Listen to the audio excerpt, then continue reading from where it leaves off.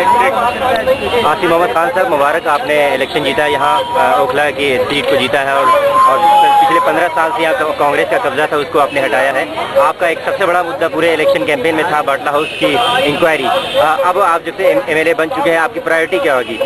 देखिए, प्रायोरिटीज तो बहुत हैं, लेकिन उसमें एक अहम मुद्दा हमारा L18 बाटला हाउस का इनकाउंटर भी है, जिसके हम 1 साल से कंटिन्यूएशन में डिमांड करते रहे कि इसकी जुडिशियल प्रोसेस से इसको जुडिशियल प्रोसेस के तहत इसकी इंक्वायरी होनी चाहिए। और अभी तक गवर्नमेंट ऑफ इंडिया और दिल्ली गवर्नमेंट इसको नकारती रही है और उसका ये कहना है कि इससे पुलिस का मॉरल डाउन हो जाएगा।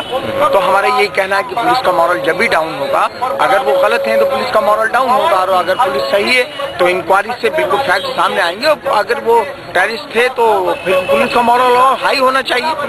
तो क्यों नहीं करवा सकते जुडिशियल इंक्वायरी, जबकि रणवीर सिंह की इनकाउंटर की हो सकती है, इशरत जहां की गुजरात में हो सकती है, तो L18 बाटला हाउस की जुडिशियल इंक्वायरी में किसी को क्या एतराज हो सकता है? मेरी समझ से। आसिम मोहम्मद खान साहब, क्या आप मानते हैं कि आपकी जीत के पीछे एक बड़ा जो रीजन है वो ये पब्लिक का गुस्सा बाटला हाउस इनकाउंटर पे, वो गुस्सा भड़का है और वो आपके फेवर में गया है, आप ये मानते हैं? नहीं, बहुत सी चीजें हैं जिसमें एक L18 बाटला हाउस का इनकाउंटर भी शामिल है। रोजमर्रा की जिंदगी में जो या जरूरियात है, डे टू डे जो नीड्स हैं, सड़कें हैं, सीवर है, पीने का पानी है, और पुलिस की जातियों के खिलाफ हमने हमेशा आवाज उठाई है, घर घर तक अपनी आवाज पहुंचाई और लोगों के दिलों में वो कहीं ना कहीं उसने जगह बनाई, और उसी वजह से ये हमें लोगों ने अपनी थंबिंग मेजॉरिटी से हमें सपोर्ट किया। और हम बिल्कुल। बाटला हाउस के अलावा एज एन MLA ओखला की तरक्की के लिए, डेवलपमेंट के लिए आपके क्या क्या पॉइंट्स होंगे? 3 बड़े पॉइंट क्या होंगे आपके? ओखला की तरक्की के लिए आपके क्या प्रायोरिटीज होंगी? देखिए, इसमें सबसे पहला पीने का पानी होगा, साफ सुथरी सड़कें होंगी, सैनिटेशन का मामला होगा, सीवरेज सिस्टम है। ये डेवलपमेंट का रोजमर्रा की जो जिंदगी में जरूरियात हैं काम इंसान की, वो हमारी प्रायोरिटीज होंगी। पुलिस की जातियां हैं और टेररिज्म के नाम पर बैरिकेडिंग करके जामिया नगर को घेरने की जो साजिश की जाती है, फर्जी इनकाउंटर किए जाते हैं, उनके खिलाफ आवाज उठाना भी हमारी प्रायोरिटी है। बहुत बहुत शुक्रिया। मनीषा सेठी, आप इस बाटला हाउस इनकाउंटर की इंक्वायरी के जो मूवमेंट है उसको आपने फ्रंट से लीड किया है। 1 साल से आप सड़कों पे रही हैं, काफ़ी एजुटेशन आपने लॉन्च किए हैं, ऑर्गेनाइज किए हैं, लेकिन बहुत अफसोस है कि गवर्नमेंट आपकी आवाज़ सुन नहीं पाई है, आपके मुतालबे पर ध्यान नहीं दे पाई। क्या वजह आप मानती हैं, क्यों सरकार बाटला हाउस इनकाउंटर की इंक्वायरी नहीं करवाना चाहती है? क्योंकि कहीं ना कहीं कोई गिल्ट है, इससे मतलब इतना जो रिलक्टेंस है, इतना जो ऑपोजिशन है किसी भी इंक्वायरी का, किसी भी निष्पक्ष जांच के नाम पे NHRC को सामने कर देती है, जो पुलिस का वर्जन पेश करती है। तो इससे साफ होता है कि कहीं ना कहीं कोई मन में कोई गिल्ट है, कोई सब चीजें साफ नहीं है, इस वजह से इतनी कतरा रही है सरकार। अभी 1-2 दिन पहले यहाँ रिजल्ट आया है इलेक्शन का, बाईपोल असेंबली इलेक्शन का। इसमें यहाँ की कांग्रेस का सफाया हुआ है। कांग्रेस यहाँ 15 साल से यहाँ का MLA कांग्रेस का हुआ करता था, उसको लोगों ने हटाया। तो आप मानते हैं कि बाटला हाउस इनकाउंटर भी कहीं ना कहीं लोगों के जहन में था? और लोगों ने एकदम पिछली बार अगर आप लोग विधानसभा के चुनाव का रिजल्ट देखें तो कांग्रेस का कैंडिडेट था परवेज आशू, जो कि 3 बार सिटिंग MLA रह चुका है, वो मात्र 540 से 440 वोट से जीता, जबकि उस वक्त कांग्रेस की ऐसी वेव पूरे सिटी में, पूरे दिल्ली भर में एक भयानक वेव थी। उस ऐसे मौके पे वो सिर्फ 540 वोट से जीता। तो इसका मतलब है कि जो ओखला की जनता है, जो जामिया नगर की जनता है, उसके मन में एक भारी रिजेंटमेंट कांग्रेस की तरफ एक था, जो कि इस बार चुनाव में फिर दिखा, और इस बार कांग्रेस की हार।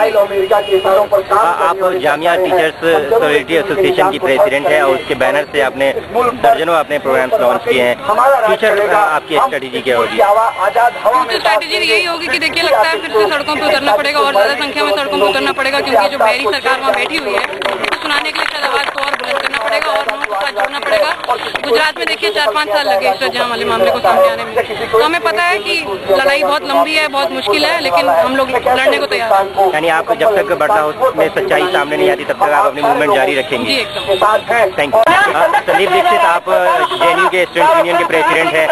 1 साल हो गया बाटला हाउस इनकाउंटर को, अब तक सरकार ने यहाँ जुडिशियल इंक्वायरी नहीं करवाई है। सारी कोशिशों, सारे मूवमेंट स्ट्राइक के बावजूद क्या मानते हैं, क्या वजह हो सकती है? इससे साबित होता है कि सरकार एकदम डरती है। सरकार को पता है कि इनकाउंटर फर्जी है और कोई भी निष्पक्ष, कोई भी इम्पार्शियल जुडिशियल इंक्वायरी उसके इस फर्जीपन को उजागर कर रही है। जिस तरह से कि इस्मत के केस को अभी वहाँ की मजिस्ट्रेट ने उजागर किया, और इसीलिए यूपीए की सरकार, दिल्ली की सरकार अपनी पुलिस की हत्यारी करतूत को छुपाने के लिए हर वो कोशिश कर रही है, जो कि चाहे एनएचआरसी की फर्जी रिपोर्ट हो, जो भी हो, जिससे कि बटला हाउस के मैटर को दबाया जा सके।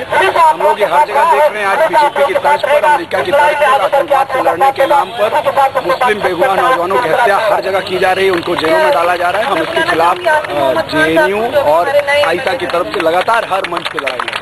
लेकिन आपको लगता नहीं कि मणिपुर में इनकाउंटर होता है, उसकी इंक्वायरी होती है, और क्या नाम है, इशरत जहां की इनकाउंटर की इंक्वायरी हुई है, सोहराबुद्दीन की इनकाउंटर की इंक्वायरी, क्या कमी रह गई है बटला हाउस मामले में कि यहाँ इंक्वायरी सरकार ने करवाई? इशरत जहां का जो इनकाउंटर का इंक्वायरी हुआ, अभी देखिए कि उसमें जो इवन के होम मिनिस्ट्री ने जो हलफनामा दिया है, उसमें इशरत को आतंकवादी बताया। तो यह अलग बात है कि वहाँ निचले स्तर की जो मजिस्ट्रियल प्रूफ हुई थी, उसने उसको बेगुनाह बताया। बटला हाउस एनकाउंटर की इंक्वायरी ना करने के पीछे मुझे एक जो और मेरी अपनी जाति एक राय बन रही है, वो ये कि दिल्ली जैसे एक राजधानी में ये होता है, माने एक जामिया के इलाके में, इस पूरे इलाके में जहाँ की इतनी बड़ी संख्या में मुस्लिम पॉपुलेशन है और इंटेलेक्चुअल हैं, छात्र, वहाँ पे होता है ये दिन दहाड़े, और पूरे देश में ये एक मुद्दा बनता है। बटला हाउस एनकाउंटर के बाद जितना विरोध, जितना प्रतिवाद ऑल इंडिया पैमाने पे हुआ, देश के बाहर हुआ, उतना शायद और कहीं नहीं हुआ था। एक तरह से ये लिटमस टेस्ट बन गया, और इसीलिए सरकार बहुत ही मैंने सोच समझ करके बदनामी झेलते हुए नहीं चाहते कि इस केस का सच्चाई सामने आए। अगर यूपीए सरकार को लगता है कि वो पाक साफ है, उसके क्रेडेंशियल पे, उसके दामन पे कोई दाग नहीं है, तो इंक्वायरी कराए।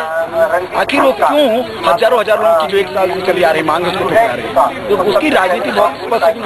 बटला का सच अगर सामने आया तो देश में बहुत बड़ा तूफान आ जाएगा, देश में बहुत बड़ा ऐसा एक जलजला है जिसमें यूपीए सरकार गिर जाएगी, और इसी चीज से ये यूपीए सरकार और उसके तमाम सारे जो एलआई हैं वो बचना चाहिए। ये बटला हाउस इनकाउंटर में जो मारे गए दो नौजवान थे, वो दोनों स्टूडेंट थे, आप स्टूडेंट यूनियन के लीडर रह चुके हैं। निश्चित तौर से स्टूडेंट थे, और उसमें एक एडल्ट भी नहीं था, जैसा कि जो बाद में पता चला, और उस लिहाज से भी, और जिस तरह से उनकी हत्या की गई, पॉइंट ब्लैंक रेंज से, ठंडे दिमाग से उनको गोली मारी गई, सर में गोली मारी गई, और जो उस L18 के बाशिंदों का जो बाद में बयान है, किस तरह से बताया गया, दो तरफा फायरिंग हो रही थी, एक आदमी भाग गया, जबकि भागने की तीन तरफ से कोई जगह नहीं, एक ही रास्ता है और सामने पुलिस है। तो पूरे मामले की सच्चाई जो है अपने आप दिख रही है। लेकिन ये जो सबसे सवाल है कि मुस्लिम तबके का एक छोटा हिस्सा जो आज उच्च शिक्षा में आ रहा है, वैसे ही सच्चर कमेटी ने उस पूरे तबके की जहालत को, उसकी गरीबी को उजागर किया। एक छोटा तबका जो किसी तरह से मेहनत करके एजुकेशन में, नौकरियों में आ रहा है, आप उसको आतंकवादी कह के, आप उसको टेररिस्ट कह के, मास्टरमाइंड कह के आप उसको भी बाहर कर देना चाह रहे हैं, ये एक राजनीति है। तो क्या इनकाउंटर की इंक्वायरी के लिए मूवमेंट आपकी जारी रहेगी? डेफिनेटली हमारी मूवमेंट तब तक जारी रहेगी जब तक कि बटला हाउस के निवासियों को, जब तक कि आतिफ और साजिद के परिवार वालों को, और जो लोग अभी जेल में हैं उन हमारे साथियों को न्याय नहीं मिल जाता, इंसाफ नहीं मिल जाता लड़ाई।